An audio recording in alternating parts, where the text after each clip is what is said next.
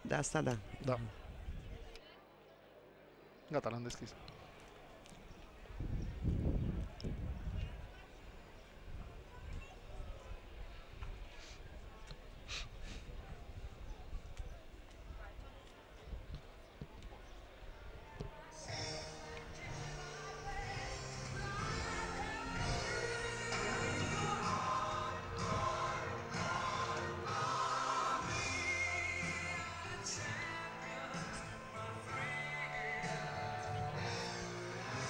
Bun găsit, doamne și domnilor, noi suntem din nou în legătură directă cu piscina olimpică a complexului Ileana Manoliu, ziua a doua finalelor campionatului național de natație. Vom avea 15 finale. La microfonul DigiSport, invitată doamna Doina Sava, una dintre cele mai mari antrenoare ale natației românești. Bună ziua, doamna, bine ați revenit! Bună ziua, mă bucur să fim din nou împreună în această minunată piscină. Abia s-au terminat premierile de la ștafetele care s-au disputat aseară în finala primei zile de competiție. Cum vi s-a părut prima zi a competiției? Am avut finale la mai multe probe, astăzi vom avea 15, eu cred că a fost o primă zi reușită, nu? Da, am avut o zi foarte frumoasă din toate punctele de vedere. Precum vedeți, ambianța este superbă, bazinul deosebit, în mijlocul Bucureștiului, o apă superbă, o piscină olimpică, competiție frumoasă cu notători și notătoare, cele mai bune notătoare și notători din România la acest moment. Se înmânează medaliile pentru ștafetele disputate aseară. Au fost premiați băieții la proba de 4x200 metri liber, acum fetele. Imediat se va da startul sesiunii finale acestei zile de concurs. Clubul Dinamo a câștigat ieri la fete. Da, ștafeta de 4x200 liber la fete a fost câștigată de fetele de la Dinamo. Pe locul 2 Piteștiu și pe locul 3 componentele Clubului Steaua. Sportivele noastre, multe dintre ele. Da, nu? multe dintre ele, da. Au făcut o strategie cam proastă ieri, normal puteau să câștige, nu-i nimica, așa învață din prima zi de concurs, sper să se mobilizeze mai mult. Mai avem încă 4 zile de finale. Precum știți, 5 zile durează campionatul național. Dimineața de la ora 10 s-au disputat foarte multe serii de calificare pentru că acum, după masă, să putem să urmărim finaliștii. Deci cei care și-au câștigat dreptul de a concura în finalele acestei competiții. Ne spuneați înaintea începerii transmisiunii de astăzi, în anii precedenți, clubul noastră Steaua aducea zeci de medalii la natație. Ieri niciun titlu, nu, pentru Steaua. Da, a fost o zi tristă pentru noi, dar nu despre asta vorbim. Sigur că s-au schimbat foarte multe, au foarte multe cluburi, sportivii s-au împărțit foarte mult. Eram învățați, într-adevăr, nu uitați, clubul Steaua avea sportivi ca Camelia Potec, ca Bădiță Cezar, Maestru, Coman, Dragoș, care erau componenți de baza ai loturilor naționale, medaliați cu toții la europene, mondiale și așa mai departe. Acum nu numai clubul Steaua aduce lipsă de mari valori, precum se vede chiar întreg notul românesc. Tindem și sperăm să calificăm chiar și la această competiție sportivi care să ne reprezinte, sportivi de valoare, dar deocamdată, cum spuneam, suntem într-o perioadă de reconstrucție a loturilor, de reconstrucție a notului românesc.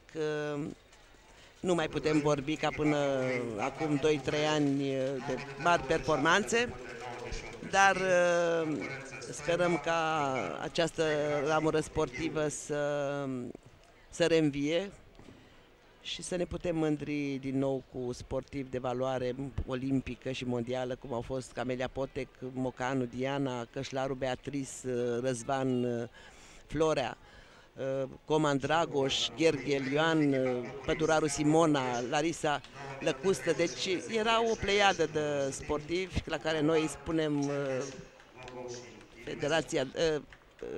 generația de aur. Și în afara premiilor și medaliilor, am înțeles că sunt și o premieri în bani, nu? O surpriză. Chiar acum ne-a anunțat domnișoara Camelia Potec că va fi instituit un premiu pentru primul record doborât la această ediție a campionatului național de seniori și juniori, indiferent de ce fel de record, la seniori sau la juniori. Deci federația, să spunem, are bani pentru performanță, nu cred că este... Da, surse atrase. Da, cred că surse atrase, pentru că este un premiu pus probabil de un sponsor, nu știu exact, n-am aflat încă exact cine, probabil când va fi oferit și sperăm să fie oferit, vom vedea și va fi anunțat sponsorul generos. Dar oricum, pe marginea piscinei sunt numeroși sponsori și la bloc starturi, deci cât de cât oamenii sunt apropiați de natație. Da, tocmai datorită și vouă care ați avut această bună inițiativă și ați răspuns apelului nostru de a mediatiza acest sport, care este un sport care chiar merită mediatizat, care până acum a fost în umbra transmisiilor directe, n-a fost, precum vă spuneam, este o premieră. Și sperăm ca spectatorii dumneavoastră să vadă cât de frumos este acest sport, cât de benefic este pentru sănătate și pentru frumusețea corpului uman. Și văzând acești tineri, notul se face la vârste foarte fragede și formează și dezvoltă foarte frumos tineretul. Iar vara, precum vedeți, este într-adevăr o imagine superbă a unei piscine de nivel olimpic, de dimensiuni, scuzați-mă, de dimensiuni olimpice și cu tot ce trebuie rezolvat, cu susținere, cu sponsori, până și mascotă, ceea ce n-am văzut încă până acum la alte competiții. Este un moment de sărbătoare și sperăm ca această atmosferă să ridice și performanțele sportivilor angrenați în această competiție, mai ales că unii din ei tind să-și realizeze baremuri de participare la competiții internaționale, cum ar fi europene de juniori, chiar și mondiale. Noi nu putem să realizăm mondiale în aceste competiții, dar oricum timpii lor au valoare și mondială. Adevărul este că în afara acestei tabele care, să spunem, trădează vârsta piscinei, totul este în regulă aici la Este în regulă, da. Iar tabela, v-am spus, a fost realizată pentru campionatele mondiale universitare din 1981. Avem prima finală din această după-amiază, proba de 100 metri spate băieți. Ieri am avut fete la prima probă, astăzi alternăm băieți-fete, ieri au fost fete-băieți. Vedeți prezentarea sportivilor pe burtieră, foarte frumoase prin planuri, mă bucur și pentru ei și pentru prietenii, părinții și cunoștințele lor să-și vadă favoriții și să-i încurajeze chiar și de acasă. Ținem cont că sunt foarte multe cluburi, peste 70 de cluburi din toată țara. Cocianu, Cucerzan, Ungur, Macovei, Coci, Glință, Vanță și Baderca sunt cei 8 concurenți ai finalei. S-a dat startul la 100 metri spate. Da, o cursă mai lungă decât cea de 50 de metri spate care s-a disputat ieri. Avem aici notători de valoare, mai ales la nivel de juniori. Urmăriți pe culoarul 6 pe sportivul Glință Robert de la Pitești, o mare speranță, care va participa în această vară la Festivalul Olimpic al Tineretului European. De asemenea, Cucerzan, un alt junior care s-a clasat, un sportiv care reprezintă Sibiu, dar care pentru a face performanță în înot face naveta de la Mediaș la Sibiu zilnic. Precum vedeți, a reușit să acceadă într-o finală mare.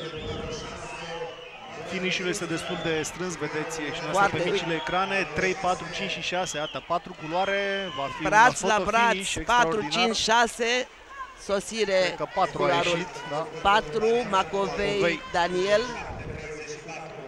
Glință Robert, juniorul mic, Glință Robert, 15 ani, 16 ani împlinește anul acesta, pe locul 2 în campionat de seniori, iar pe locul 3 Coci Alexandru.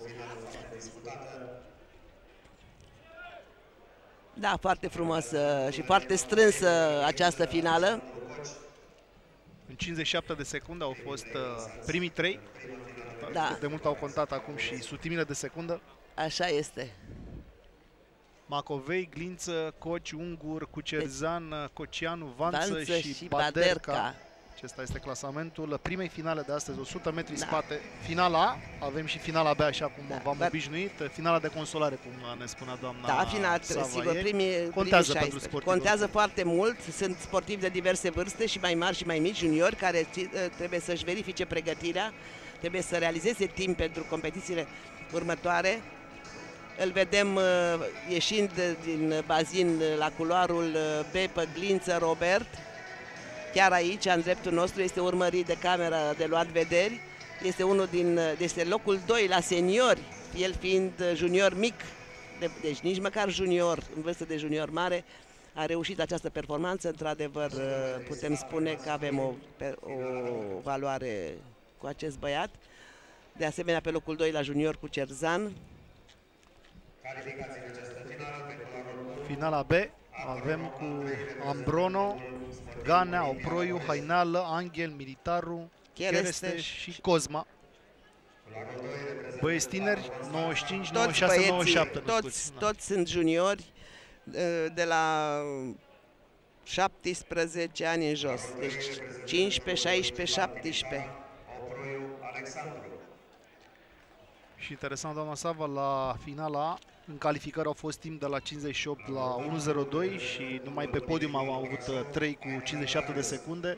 S-a tras bine, s-a tras mult mai bine în finală, clar, decât în finală. Vă dați seama, cei care au valoare, cel puțin primii, care își calculează, deci nu dai totul când știi că nu trebuie să te forțezi ca să te califici.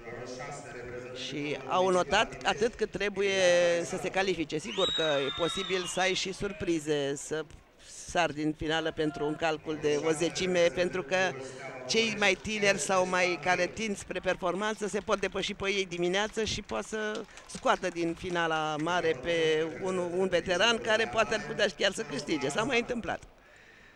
Și un sportiv de la clubul noastră, de la Steaua, în această finală B, Andrei Cheresteș. Sunt doi sportivi, Angel Radu pe culoarul 5 și Cheresteș Andrei pe culoarul 7. Favoritul acestei serii este Hainală Darius de la Brașov pe culoarul 4. Da, a avut și cel mai bun timp în calificări, 1.02.89. A sărit din finală cu 30. Deci cel de pe culoarul 4, care ia startul acum pe culoarul 4, Hainală, putea să fie în finala mare dacă se grăbea puțin dimineața. Să vedem, poate din ambiție și din dorința de a realiza un timp a reușit să noate mult mai bine, să demonstreze că avea valoare de finală mare în această competiție. Mai ales că este junior. Am văzut tehnica iarăși la startul probei de spate, normal o probă anumit specifică. Când începe sportivii, doamnă, să dea din brațe? Că ei merg mult pe sub apă și am văzut pe primul culoar s-a dat prima oară din brațe. Este o anumită tehnică și aici. Este normal. O tehnică, nu este bine să înceapă. Cei care ies primii, asta nu înseamnă că ies și repede. Corect. Deci important este să ieși cât mai departe, cât mai repede, cât mai departe și fără multe mișcări. Deci folosești împingerea din perete și mișcările de picioare pe o distanță cât mai lungă. Sigur că nu mai mult de 15 metri, unde regulamentul te obligă să ieși la suprafață, dar este foarte, Hainală se impune. Merge, bineînțeles, mai bine decât a mers dimineață, sub 1.2, 1.01.83, tot n-ar fi făcut mare lucru în finala mare, dar oricum un timp bun, mai bun decât dimineață. Daniel Macovei, o mare surpriză, un spatist și crolist, un sprinter de valoare care a câștigat această probă de 100 spate. Foarte ambițios și deși este student și învață la zi la o facultate nu ușoară ca ASEU, își găsește timp și putere să se pregătească și pentru înot. Tatălui a fost un foarte bun sportiv, Macovei Romeo, și văd că îi calcă pe urme. Iată și clasamentul final, Hainală, Angel, Ganea, Cheresteș și Oproiu, clasamentul Militaru, din finala B. Pentru finala B. Deja avem afișate pe tabela bazinului finala la 100 de metri spate fete. Fetele se îndreaptă spre locul de start. Budi, Bocan, Dobrin, Nicolae, Macavei, Prioteasa, Dospin și Răduță, sportive pe care le-am mai avut și ieri. Da, vă reamintesc, sportiva Dospin pe culoarul 7 n-are decât 14 ani. Și mai este încă o senioară pe culoarul 2, Bocan Beatrice de la Steaua, deci două sportive junioare alături de senioare din această finală. Deci culoarul 2, Bocan Beatrice și culoarul 7 junioare. Celelalte sunt la nivel de seniori. Favorita probei este Nicolae Cristina de la Steaua. Poate Steaua va lua și un titlu acum. Da, cu siguranță. Nu, cu siguranță va lua un podium. Titlul, vă spun, va fi exact ca la băieți, va fi foarte disputat, nu va fi deloc ușor, nu se va desprinde câștigătorul foarte clar.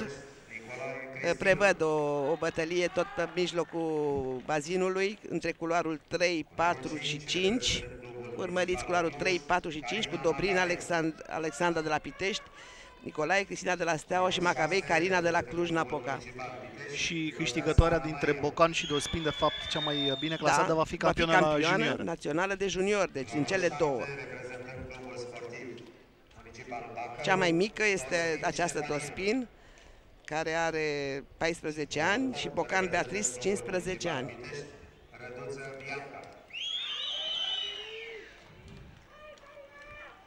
Am avut rezultate foarte bune la 100 spate, după cum știți, Diana Mocanu a adus niște rezultate extraordinare. V-aș reaminti recordurile 1:00:21, recordul, să urmărim startul, recordul Dianei Mocanu de la Sydney 2000, atât de seniori cât și de juniori. Vă reamintesc că Diana era junioară când a realizat medaliile de aur la Sydney. Timpul a fost și de record olimpic la acea vreme, 1 minut, 0 secunde, 21 de sutimi. Apropo, ce mai face Diana Mocanu? Tot a rămas în Brăila, cu siguranță. Da, a rămas în Brăila, este antrenoare la clubul municipal din Brăila, are copii, chiar juniori mici în pregătire. O vedem cu plăcere și cu drag venind ca antrenoare de data asta la competițiile de copii și le face și ea cinste copiilor să-i încurajeze. Culoarul 6 este pe primul loc, acum l-a întors, mai sunt 20 de metri. Nu, culoarul 5, 5, da? Culoarul 5 deocamdată conduce foarte clar, vine pe culoarul 4 foarte tare Nicolae Cristina. Culoarul 5 Macavei, este într-adevăr extraordinar de strânsă sosirea, nu știm care este. Da, Nicolae Cristina, primul titlu național pentru clubul Steaua. Macavei Carina 1:04:67. La 9 sutime a câștigat Nicolae față de 9 Macavei. sutimi, a fost foarte și a venit din urmă. Deci până la 15-20 de metri conducea Macavei. A avut o sosire mai bună Nicolae Cristina de la Steaua și am luat. Și clubul Steaua a luat. Puțin a avut unghiile mai lungi decât adversarea da, sa. este. Se bucură și comandantul George Boroi, el era cam necăjit că Steaua n-a luat nimic. Am reușit să luăm și titlul la junior prin Bocan. Deci dublu podium senior-junior la fete. 100 metri spate. La 100 metri spate, clubul Steaua. Nicolae Cristina, Macavei, este o rivalitate și de mulți ani între ele. A reușit Cristina, fiind mai tânără decât Macavei, să o învingă de această dată. Timp destul de bun. Ne pregătim pentru finala B. Finala B a fetelor, unde noată, sigur că marea majoritate sunt junioare. O singură senioară n-avem în această finală B, dar unde totuși lupta va fi între primele pentru locul 3 pe podium la juniori. Interesant, o fată de numai 13 ani, Ana Maria Dragomir, chiar de la noastră, de la Steaua. Da, de la Steaua. Tânără, mai sunt fete de 13 ani în acest concurs, au dreptul să participe, deși ele vor avea competiția lor luna viitoare.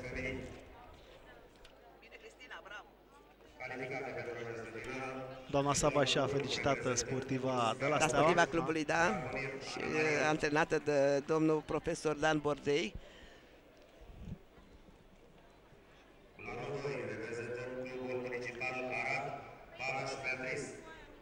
Dragomir pe primul culoar, ați văzut-o, acum da. Balaș, urmează Iulia Pleșa, Andreea Olariu, Maria Verde și Ainur Zeha. Ainur Zeha, da. Este de origine turcă. Denisa Iluca și Irina Dar Iliescu. este mamă româncă. Da. Dragoste fără frontiere. Așa este și ne bucurăm că sunt hotărâți să vină și fac în not la un nivel foarte bun la clubul Aqua Team București.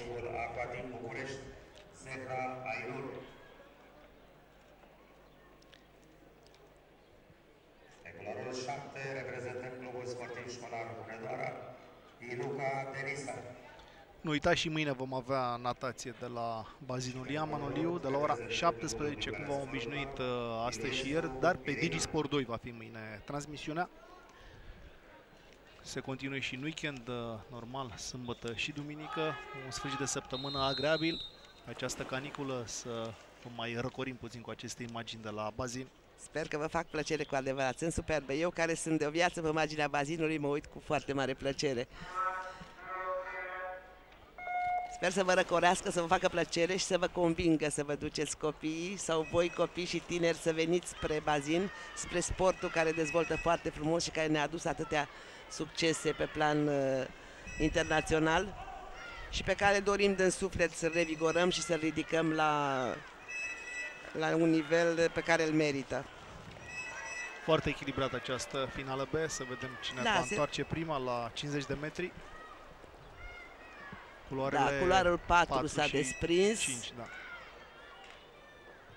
4, 3 și 5. Olariu, Verde și Pleșa în bătălie pentru podium. Deci aceste junioare despre centrul de culoare de mijloc au un cel clar să urce pe treapta a treia a podiumului, pentru că primele două locuri au fost adjudecate încă din finala A.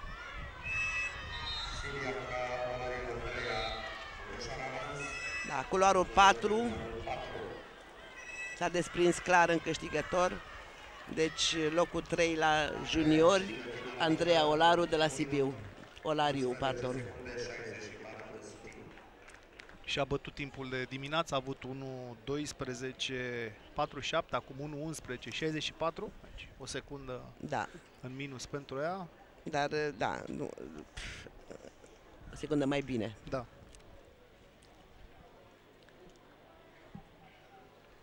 Pentru ei contează foarte mult pentru acești juniori, pentru că progresul și de la fiecare competiție, de la o competiție la alta, ei trebuie să realizeze un progres, să-și depășească limitele, să vadă pe unde sunt, deci nu trebuie să neglijeze progresul și nici să demoralizeze dacă nu sunt pe primele locuri, pentru că știm bine, pe locul 1 nu este decât unul singur. Și prin muncă și prin tenacitatea de a practica acest sport pot să fie ei peste 2-3 ani pe primul loc. Apropo de acest lucru, doamnă, un junior, o junioară, cât poate să progreseze într-un an competițional în secunde, să spunem? Da, la juniori, contează și proba, normal. Da, la juniori progresul este mult mai, de aceea sunt și juniori, deci se consideră că încă nu sunt formați, nu sunt terminați ca dezvoltare. Deci seniori înseamnă că ai o vârstă în care organismul este aproape stabil și dezvoltat spre maturitate, aproape maturi. Atâta timp cât sunt considerați juniori, din punct de vedere fiziologic, sigur că progresul este aproape continuu. Deci la fiecare probă, în fiecare competiție, juniorul sau junioara trebuie să progreseze, da, să aibă timp mai bun decât competiția precedentă. Până la seniori, progresul trebuie să existe și este de obicei. Sigur că sunt și momente în care poți să bați pasul pe loc până se dimentează un rezultat. Dacă saltul a fost prea mare, nu poți să mergi în salt mare în salt mare. E normal să faci saltul mai mic sau chiar o bătaie pe loc, dar la junior progresele sunt evidente, de aceea și bucură foarte mult antrenorii. Speranțele cresc foarte mult pentru viitor, pentru că dacă te gândești o creștere exponențială, ar fi ideal, am ajunge cu record mondial în 3 ani, dar nu se poate așa decât dacă, într-adevăr, când ești senior, poți și când ești la un nivel maxim de dezvoltare și de putere a unui sportiv și de pregătire a unui sportiv, poți să faci performanțe de nivel mare. Sigur că în competiții de juniori de multe ori sunt rezultate bune, dar greu este mai târziu, când trebuie trecerea de la junior la senior este grea, progresele sunt mult mai lente sau aproape deloc și doar acei care sunt aleși și făcuți pentru vârful unei piramide în acest sport vor reuși să atingă vârful performanțelor la seniorat. Atunci și trebuie să le atingă, pentru că nu degeaba, e foarte bine să fii campion european de junior, de exemplu, dar trebuie să ne gândim la campionatele mondiale, la olimpiadă, pentru că asta înseamnă cu adevărat marea performanță. Sigur că nu numai asta contează, ci faptul că performanță înseamnă și să... Uitați ce frumos arată acești băieți pe podium, juniori, sportivi deosebiți, pe care o să-i vedem, da, de acum o să-i vedem la seniori. De exemplu, pe Glință, locul 2 și foarte aproape de locul 1, cu un timp deosebit pentru juniori acum. Mai are încă 3-4 ani până va fi senior, deci... Acum mergem la panou pentru interviu live realizat de colega noastră Dana Panait, care încearcă să o smulgă de lângă organizatori pe numărul 1, de fapt, această competiție, pe Camelia Potec. În câteva momente vom avea legătura la panoul de flash interviu. Da, până când Camelia va da interviu, sper să o avem imediat în imagine. Probabil și în acest interviu va anunța o surpriză cu o premiere care va fi făcută. Ok, Dana este pregătită. Dana, ai legătura. Mulțumesc, Costi. Eu am alături de mine, într-adevăr, pe Camelia Potec și mascota acestei competiții de la campionatele naționale de natație. Camelia, a doua zi a campionatelor. Astăzi am auzit un anunț important. Cine va doborî un record național va primi un premiu consistent. Da, în primul rând, bună ziua. Într-adevăr, astăzi am venit însoțită de Suimi. Este o mascotă foarte drăguță și nu puteam să nu vin însoțită de el. Da, într-adevăr, astăzi am avut un anunț nou, un sponsor al nostru după prima zi a campionatelor, pentru că ieri, într-adevăr, a fost băieții de la Brașov, au fost foarte aproape de a bate un record național. Iată că astăzi s-a pus un premiu în joc și anume 1000 de roni pentru primul record bătut la junior sau la seniori. Este o noutate pentru acest campionat. Și atunci înseamnă că astăzi vom vedea, avem șanse să vedem niște recorduri doborâte? Asta, bineînțeles, depinde de cum vor nota sportivii noștri. Eu sper că acest premiu o să-i motiveze puțin mai mult, așa că vom sta cu sufletul la gură să vedem ce se întâmplă la următoarele finale. Astăzi chiar și Norbert Trandafir va concura în proba în care va concura și la campionatul mondial, fiind de altfel singurul sportiv calificat la aceste campionate mondiale. Ce să-i urăm și ce să ne așteptăm de la el? Păi ce să ne așteptăm? Să ne așteptăm la o performanță bună. Eu sunt ferm convinsă că Norbert se simte aici, la campionate naționale, cum se simte și la un campionat european. Are toate condițiile, așa că probabil va fi, nu știu dacă la fel de motivat, dar măcar aproape la fel de motivat cum a făcut-o anul trecut la campionatele europene. Mulțumesc, Camelia. Costi, deocamdată atât de aici, o să revenim și cu alți invitați un pic mai târziu. Ai legătura. Mulțumim, Dana. Interesantă și mascota, chiar se vede că suntem au plăcut foarte mult și la copii. Alți timp, da, cu notul, totul este modern, suntem ancorați, iată, în prezent. Trecutul s-a dus, din păcate s-au dus și marile performanțe la natații, dar să fim optimiști, aveți sportivii talentați, doamna Sava și toți antrenorii din natație, trebuie să mai aveți și șansă și să se muncească enorm, așa cum voi știm de 20 de ani, de dimineață până seara la bazin. Da, acum sigur ne bazăm pe noua generație și de sportivi și de antrenori care mai au într-adevăr de crescut mult în performanță ca să să mai putem visa la performanțele de până acum câțiva ani. Cristina Carina Macapei, Alexandra Dobrin, Urmează proba de 100 metri liber. Da, este premierea, va fi și premierea, dar deocamdată se premiază proba de 100 de metri spate masculin.